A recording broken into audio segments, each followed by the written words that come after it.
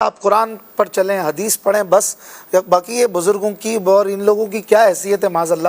تو اس حوالے سے اگر ایک ذہن مل جائے کہ جب صحابہ کا یا اہل بیت کا یا ولیوں کا ذکر ہو، ایک مسلمان کا طرز گفتگو کیا ہونا چاہیے؟ مسلمان ہمیشہ باادب ہوتا ہے، احترام کرنے والا ہوتا ہے۔ دیکھیں تیلی اصغر صاحب نے بھی پچھلے دنوں اس پر اچھا کلام کیا اور پوری قرآن کی آیت سے بتایا کہ جو جملہ بعض لوگوں کی زبان پہ آیا ہوا کہ بابے تو کوئی شے نہیں، جی تو حالانکہ یہ جو طرز ہے، یہ جو انداز ہے، جی یہ اسلامی تربیت کے بالکل خلاف ہے۔ نبی پاک صلی اللہ تعالیٰ علیہ وسلم تو یہ ارشاد فرماتے ہیں کہ من لم یرحم صغیرنا ولم یوقر کبیرنا فلیس منا، واہ، کہ جو ہمارے چھوٹوں کے اوپر رحم نہ کرے اور ہمارے بڑوں کی تعظیم نہ کرے وہ تو ہم میں سے ہے ہی نہیں۔ ٹھیک ہے؟ سبحان تو اب انداز گفتگو کہ وہ کوئی شے نہیں ہے، کوئی چیز نہیں ہے، کیسے نہیں ہے؟ اللہ تبارک و تعالیٰ کی بارگاہ میں ان کا کیا مقام و مرتبہ ہوتا ہے۔ صحیح بخاری شریف کی حدیث مبارکہ ہے کہ نبی پاک صلی اللہ علیہ وسلم نے ارشاد فرمایا کہ ان اللہ اذا احب عبدا، کہ اللہ پاک جب کسی بندے سے محبت کرتا ہے، حالانکہ اللہ جل شانہ اپنی مخلوق سے محبت ویسے ہی فرماتا ہے، صحیح، یہاں محبت اور بندے سے مراد وہ نیک صالح بندہ ہے جس کو ہم ولی کہتے ہیں، اللہ کا ولی کہتے ہیں، اس سے اللہ پاک جب محبت کرتا ہے تو جبریل امین کو اپنے پاس بلاتا ہے اور فرماتا ہے کہ انا احبہ، میں اس سے محبت کرتا ہوں، فاحبہ، تو اس سے محبت کر۔ جبریل امین اس سے محبت کرتے ہیں، واہ، پھر وہ اہل آسمان میں اعلان کرتے ہیں کہ فلاں بندے سے اللہ پاک محبت کرتا ہے، تم بھی اس سے محبت کرو۔ آسمان والے اس سے محبت کرتے ہیں، ثم یودع له القبول فی الارض، پھر اس کے بعد جو زمین والے ہوتے ہیں ان کے دل کے اندر، ان کے دل میں اس بندے کی مقبولیت کو رکھ دیا جاتا ہے۔ سبحان اللہ، یعنی کون سے لوگ جو نیک صالح اللہ کے بندے ہوتے ہیں، جو دین کی طرف راغب ہوتے ہیں، ان کے دلوں کے اندر ان کی محبت رکھ دی جاتی ہے۔ تو وہ کون ہیں؟ اللہ کے نبی، اللہ کے اولیاء ہیں، ٹھیک ہے، صحابہ ہیں، اہل بیت اطہار ہیں۔ تو یہ ان کا طرز عمل، ان کا طریقہ کار ہوا کرتا تھا۔ تو یہ جو ادب اور احترام کا جو طریقہ کار ہے، یہ اسلاف سے نبی پاک صلی اللہ تعالیٰ علیہ وسلم کی تعلیمات اسلاف نے لی اور آگے چلاتے ہوئے آئے ہیں۔ جی، ہمیشہ احترام کے ساتھ ہمارے یہاں بزرگوں کا یہ نام لیا جاتا رہا، چاہے وہ صحابہ کرام علیہم رضوان ہوں، اہل بیت اطہار ہوں، اولیاء ہوں، شہداء ہوں، ان کا نام ہمیشہ ادب اور احترام کے ساتھ لیتے ہیں۔ یہ تو اصول ہے، ضابطہ ہے۔ قرآن مجید فرقان حمید میں اللہ جل شانہ نے والدین کے لیے یہ فرمایا کہ اگر وہ بڑھاپے میں سے وہ دونوں پہنچ جائے یا ان میں سے کوئی ایک بڑھاپے کو پہنچ جائے، فلا تقل لہما اف، انہیں اف نہ کہو۔ جی، اف کا کلمہ کہا گیا کہ اف نہ کہو، تو علماء نے اس مقام پر، مفسرین نے اس مقام پہ لکھا کہ اف یہ سب سے ہلکا کلمہ ہے کہ جو بندے کو تکلیف کے وقت نکلتا ہے۔ اچھا، ٹھیک ہے، تو ان کے ادب اور احترام کے پیش نظر ان کو اف کا کلمہ نہ کہو۔ ٹھیک ہے، اس پر پھر مفسرین نے لکھا کہ اگر کسی مقام پر اف کا کلمہ یہ تعظیم کے لیے استعمال ہوتا ہو، یعنی کسی کو ہم رسپیکٹ دینا چاہیں، تعظیم دینا چاہیں، اور اس مقام پر اف استعمال ہوتا ہو کسی زبان کے اندر، لینگویج کے اندر، تو وہاں پر اف کہنا منع نہیں ہوگا۔ وجہ کیا ہے؟ وجہ یہ ہے کہ یہاں جو منع کرنے کی بیسک بنیادی وجہ تھی وہ یہ تھی کہ اس سے ان کو تکلیف ہوتی ہے، اذیت ہوتی ہے کہ ہماری اولاد نے ہمارے سامنے اف بھی کیسے کیا۔ ٹھیک ہے، تو یہ ایک مثال کے طور پر مثال میں نے بیان کیا۔ دوسری بات دیکھیں، اب الفاظ اس طرح کے استعمال کرنا، تو اگر کوئی اپنی ماں کو کل سے یہ کہنے لگے کہ یہ میرے باپ کی بیوی ہے، حقیقت تو بیان کی نا، لیکن کوئی بھی نہیں کہنا درست ہوگا؟ بالکل درست نہیں ہوگا۔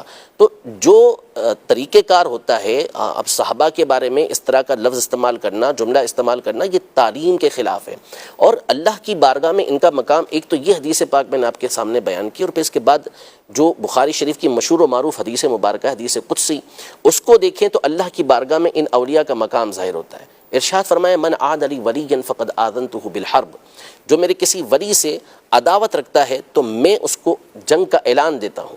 آگے ان کا مقام و مرتبہ دیکھیں کہ آپ کہہ رہے ہیں نا قرآن و سنت پر عمل کرے، تو یہ قرآن و سنت پر ہی عمل کر رہے ہیں۔ وہ اللہ تبارک و تعالیٰ ارشاد فرماتا ہے کہ جس بندہ میرا قرب فرائض سے سب سے زیادہ حاصل کرتا ہے، یعنی جن چیزوں کو میں نے اس کے اوپر فرض کیا ہے ان کی ادائیگی سے سب سے زیادہ میرا قرب وہ حاصل کرتا ہے، اس کے بعد وہ ہمیشہ نوافل پڑھتا رہتا ہے، حتی حتی احببتہ، یہاں تک کہ میں اس کو اپنا محبوب بنا لیتا ہوں، اس کو اپنا پسندیدہ بنا لیتا ہوں، اور جب میں اس کو اپنا پسندیدہ بنا لیتا ہوں تو میں اس کے کان بن جاتا ہوں. وَكُنْتُ سَمْعَهُ الَّذِي يَسْمَعُ بِهِ، کہ اس کے کان بن جاتا ہوں جس کے ذریعے وہ سنتا ہے، میں اس کی آنکھ بن جاتا ہوں جس کے ذریعے وہ دیکھتا ہے، میں اس کے ہاتھ بن جاتا ہوں جس کے ذریعے وہ پکڑتا ہے، میں اس کے پاؤں بن جاتا ہوں جس کے ذریعے وہ چلتا ہے. اب اس کی تفسیریں مختلف ہیں کہ اس کا معنی کیا بنتا ہے، لیکن اب اللہ کی بارگاہ میں ان کا مقام دیکھیں، ان کا مرتبہ دیکھیں کہ اللہ تبارک و تعالیٰ کیا ارشاد فرما رہا ہے کہ میرے اولیاء سے عداوت کا نتیجہ یہ نکلے گا.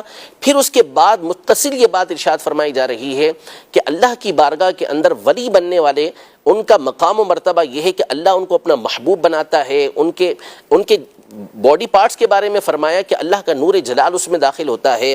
پھر اس میں یہ بیان کیا گیا کہ اب یہ جو اللہ تبارک و تعالی ہاتھ پاؤں کان یہ جو بیان کیا، ظاہر ہے کہ اللہ پاک اس سے پاک ہے، تو اس کا مطلب یہ بیان کیا گیا کہ وہ اللہ پاک کی اطاعت کے اندر ہی زندگی گزارتے ہیں. اور کرامات کے حوالے سے بھی یہاں گفتگو کی گئی ہے.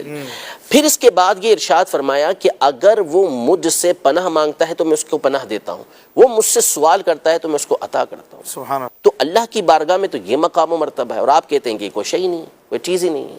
اور پھر میں آپ کو بتاؤں کہ دیکھیں، بندہ جب ابتدا چھوٹے طبقے سے، چھوٹے درجے سے کرتا ہے نا، جی، یعنی پہلے وہ اللہ کے ولیوں پر اس طرح کی باتیں کرتا ہے، تو کبھی بھی یاد رکھیے گا کہ اب وہ اس دروازے پہ نہیں رکے گا. یہ دروازہ ہوتا ہے جو، یعنی یہ وہ جگہ ہوتی ہے جس کو کہتے ہیں کہ یہاں سے دروازہ کھل گیا، اب اس نے آگے ہی بڑھنا ہے. اب اس کے بعد وہ تابعین پر آئے گا، تابعین کے بعد وہ صحابہ پر آئے گا، اور وقت آئے گا کہ وہ انبیاء کے بارے میں بھی اس طرح کی گفتگو کرے گا. اللہ. کیوں؟ اس لیے کہ یہ لوگ پردہ اور یہ لوگ دروازہ ہیں. یہاں پر اگر بندہ رکا رہتا، یہاں سے وہ جری ہو گیا. صحیح. جیسے قاتل ہوتا ہے، مجرم ہوتا ہے، وہ ابتدا میں تو ظاہر سی بات ہے کہ چھوٹے موٹے کام کرتا ہے، پھر آہستہ آہستہ آہستہ پھر وہ بڑے بڑے جرائم کرنا یہ شروع ہو جاتا ہے.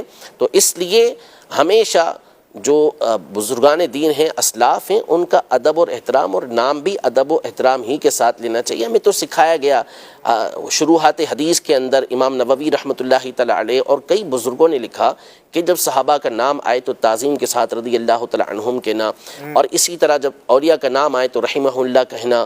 یہ تو ہمیں تعلیم دی گئی ہے اس چیز کی کہ ہم نے اس انداز میں گفتگو کرنی ہے. اور یہ ایک نئی بالکل لاجک اور نیا طریقہ کار، اور اس کے پیچھے ایک بہت بڑی وجہ ہے. اور یہ چونکہ آپ نے سارے بھی تک جتنے سوال کیے ہیں انیکسپیکٹڈ ہیں سارے، تو اب یہ ایک پورا پیچھے ایک وجہ ہے اس کی کہ یہ کیوں اس طرح کیا جا رہا ہے. سب سے بڑی وجہ یہ ہے کہ اسلاف سے جب تک آپ کا تعلق باقی رہے گا آپ کو گمراہ نہیں کیا جا سکے گا، آپ کو اپنے پیچھے نہیں چلایا جا سکے گا. اپنے پیچھے چلانے کا جو صحیح طریقہ، جو شارٹ کٹ طریقہ ہے، وہ یہ ہے کہ آپ اسلاف سے ان کا تعلق توڑ دیں. جب اسلاف سے تعلق توڑ دیا تو اب منمانی کرنی ہے، جو چاہے آپ کرتے رہیں، جو چاہے آپ بولتے رہیں. اب جب حوالہ پیش کیا جائے گا کہ جی یہ تو فلاں مفسر نے یہ بات کہی ہے، جنہوں نے اپنی ساری زندگی اس فن کے اندر گزاری ہے، فلاں محدث نے یہ بات کہی ہے، فلاں فقیر، وہ تو کچھ ہی نہیں، وہ تو کوئی چیز ہی نہیں ہے. تو اس کا مطلب تو یہ ہوا نا کہ آپ نے تو تمام کو بے وقعت کر دیا کہ نہیں، ان کی وقعت ہوگی تو امت ان کی بات مانے گی. اور یہ وہ لوگ تھے کہ جو سلسلہ در سلسلہ ہمیں نبی پاک صلی اللہ تعالیٰ علیہ وسلم تک پہنچا رہے تھے، لیکن انہوں نے وہ جو کڑی آ رہی تھی اس سے کاٹ دیا کہ نہیں ڈائریکٹ ہمارا راستہ، حالانکہ یہ امت کے طریقہ کار کے خلاف ہے. اور ہمیشہ آپ دیکھ لیں کبھی بھی یہ توہین والا انداز آپ کو امت کے اندر جو نیک سارے لوگ ہیں کبھی ان کے اندر نہیں ملے گا. ٹھیک ہے، اب یہ پچھلے 1400 سالوں میں اس طرح ہمیں اچھے لوگوں میں، صالحین میں نہیں ملتا. بالکل نہیں ملتا. لگتا ہے جیسے کہ آج کوئی آیا اور وہ کہتا ہے پچھلے سارے غلط تھے، میں ہی صحیح ہوں. تو پھر وہی غلط ہوا نا، وہی غلط. امت تو غلط نہیں ہو سکتی. تو قرآن مجید فرقان حمید میں واضح طور پر ارشاد فرما دیا کہ جو شخص بھی مسلمانوں کے علاوہ کوئی اور راستہ تلاش کرے تو ہم کو اس کو اسی کی طرف پھیر دیں گے، نولیہ ما تولی، جس طرف وہ پھر رہا ہے ہم اسی طرف اس کو پھیر دیں گے اور اس کو جہنم کے اندر داخل کریں گے، اور جہنم بڑا ہی برا ٹھکانہ ہے. تو مسلمانوں کا راستہ اختیار کرنے کا حکم دیا گیا. اور جیسا کہ مفتی صاحب نے بھی بیان کیا اس دن کہ صراط الذین انعمت علیہم، یہ تو آپ جب تک صراط الذین انعمت علیہم انعام یافتہ بندوں کا ذکر نہ کریں اس وقت تک تو آپ کی نماز ہی پوری نہیں ہوتی. اور پھر اس کے بعد جب التحیات کے اندر اب آتے ہیں تو السلام علینا وعلی عباد اللہ الصالحین، صالحین کا مطلب ہی اولیاء ہوتا ہے، نیک لوگ ہوتے ہیں، تو ان کے لیے آپ کا دعا کرنا ضروری ہوتا ہے۔ تو ہمیں تو یہ تعلیم و تربیت دی جا رہی ہے کہ ہم ان کے لیے دعائیں کریں، ہم ان کے طریقہ کار کو اختیار کریں، اور ہمیشہ سے مسلمان یہ طریقہ کار اختیار کرتے ہوئے آ رہے ہیں۔ یہ ایک نئی طریقے کا نیا طرز نکلا، نیا انداز نکلا، اور پھر اس کے بعد اب ہمارے سامنے اس کے اثرات جو ہے وہ دیکھ رہے ہیں ہم۔ ہے تو بہت تھوڑا سا اس کا اثر، کوئی بہت بڑا اثر نہیں ہے، صرف سوشل میڈیا کا ایک ہوا ہوتا ہے کہ جس کے ذریعے چیزیں ہو جاتی ہیں، ورنہ گراؤنڈ ریئلٹی یہ ہوتی ہے کہ ایسے لوگوں کی کوئی حیثیت اور حقیقت نہیں ہوتی۔ دیکھنے والے، کمنٹس دینے والے، گفتگو کرنے والے بھی عمومی طور پہ وہ ہوتے ہیں کہ جو مخالف ہوتے ہیں اور اپنے بے وقوفانہ طرز کی وجہ سے ایسے لوگوں کو پروموٹ کر رہے ہوتے ہیں، ورنہ ان کے فالوورز آٹے میں نمک تو بہت بڑی چیز ہے، کچھ بھی نہیں ہوتے، حقیقت یہ ہے۔ تو اصل یہ ہے کہ ہمیشہ سے مسلمان یہ صحابہ سے، اہل بیت سے، اپنے اسلاف سے متصل رہے ہیں، ان کے ساتھ جڑے ہوئے رہے ہیں، اور انشاءاللہ قیامت تک یہ سلسلہ چلتا رہے گا۔ اس طرح کے لوگ آتے جاتے یہ ہمیشہ رہے ہیں، اور علماء ان کا اچھے انداز میں رد